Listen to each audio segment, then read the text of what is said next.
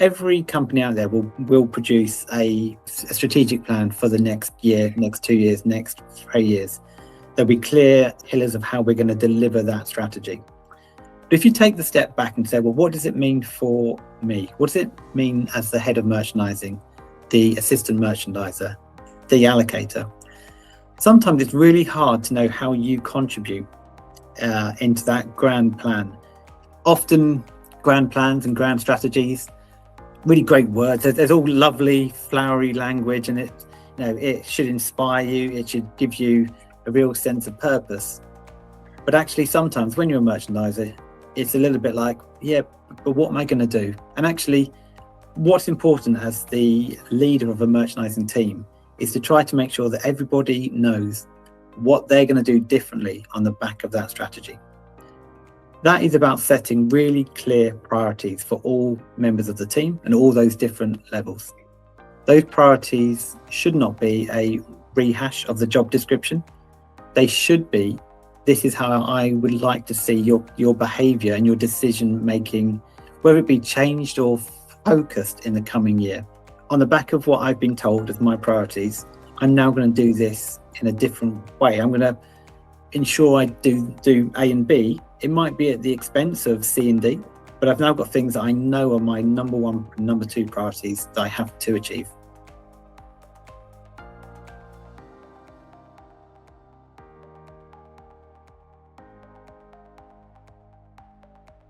If you have a wider strategy, not everyone is going to be aligned to that strategy at first. So I think everyone should have the opportunity to ask questions of the strategy. They should have an opportunity to challenge it.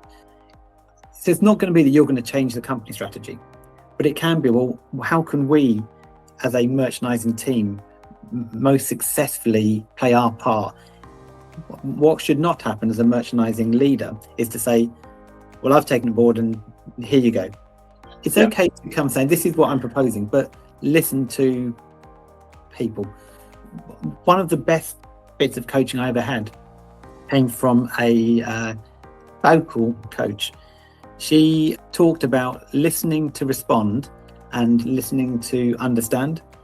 Prior to her coaching, I think I often listened to respond, which was, as people were talking, I would be thinking about, well, this is what I'm going to say back to you afterwards. And actually, her great advice came from saying, listen to understand.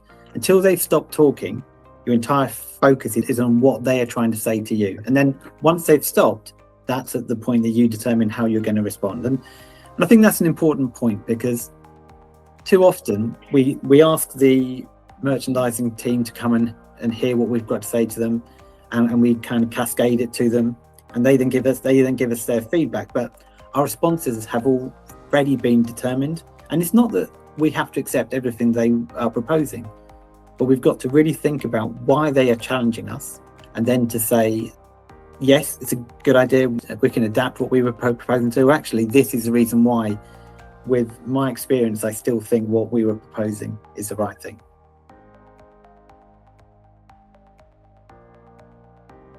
If you're just going to get all the tasks completed, but actually you're completing them in an inefficient way, or the cost of doing it, the time cost or personal cost is too great, then something needs to change.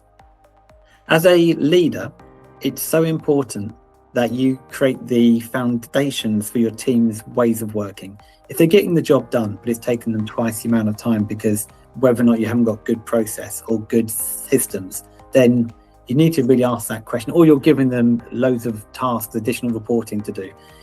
A leader needs to set up their team to be successful. So that is completing the tasks, but it should be completing the task in a time efficient way. It should be doing it in a way that also produces the best outcome. So in a lot of things, you can't just tick off a task, because its question is actually, well, have I done the task to a good standard, an exceptional standard, or a poor standard maybe?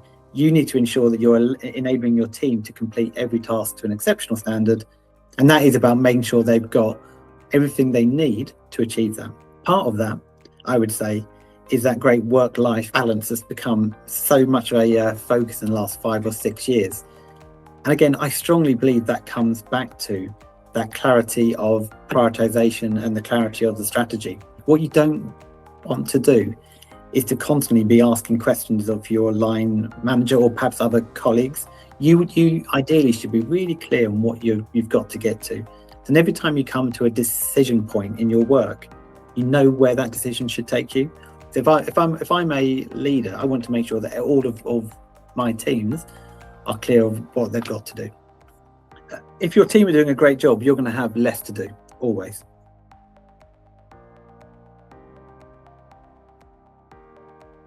Every single person in your team should feel happy in their role. And if not, you should be there to support them. Every single person who works in your team should feel that they can come and speak to you. It hasn't just got to be concerns, it could be opportunities, but they should feel that you're approachable and have an open door, and in probably a world where you haven't even got a door, to be honest. But we'll call it an open door policy in a no door world. That can only really happen if you're there alongside your team, making a connection with those members of your team. Not every interaction is about work. You should feel like you're open and accessible to them.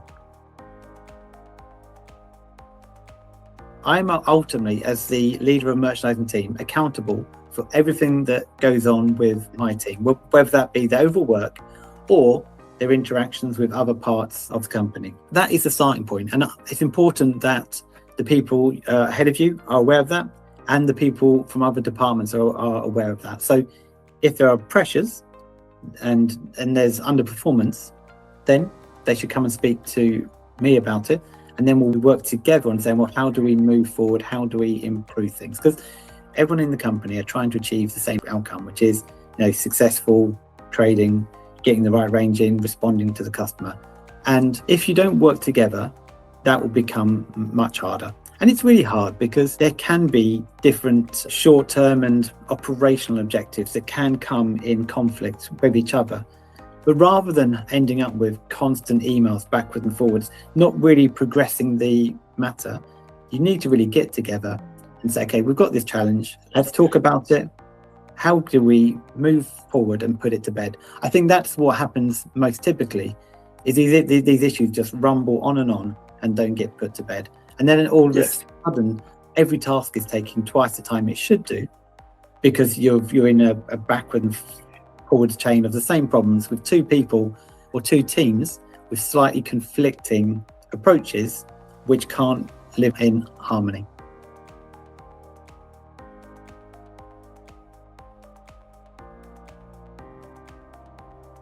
As a merchandising team, if you're standing still, you're probably falling behind where the competition is at.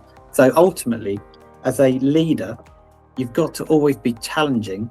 Are we doing things in the best possible way?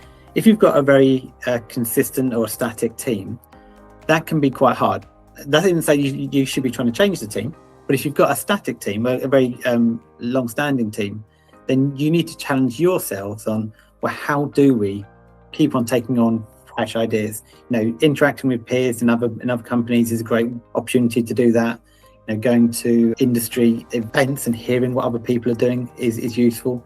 But also, occasionally you can have new people join the team, and having that extra challenge can be really, really great. Just because a process has been successful last year doesn't mean it's the right process for maybe this year.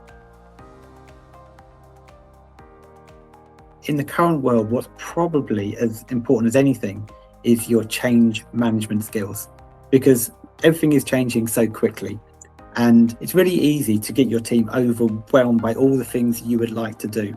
So again, you've got to be thinking, well, what is the counter? What's the payoff of making that change?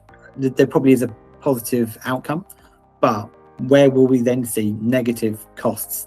And those costs might be personal costs, or they might be time costs of implementing that change. So I think a skill that is, I think, vital for any leader, and that isn't just in merchandising, is now that change management skill.